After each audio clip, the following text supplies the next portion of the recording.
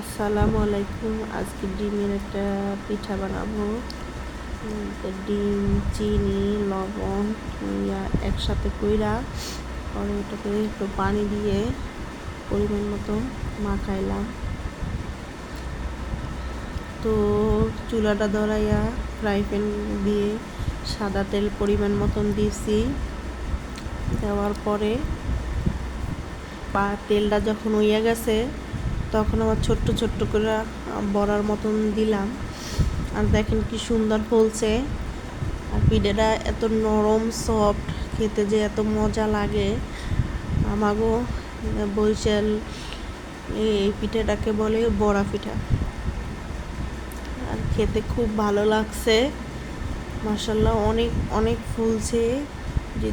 ভিডিওটা যদি ভালো লেগে থাকে তাহলে লাইক, কমেন্ট, শেয়ার করতে ভুলবেন না।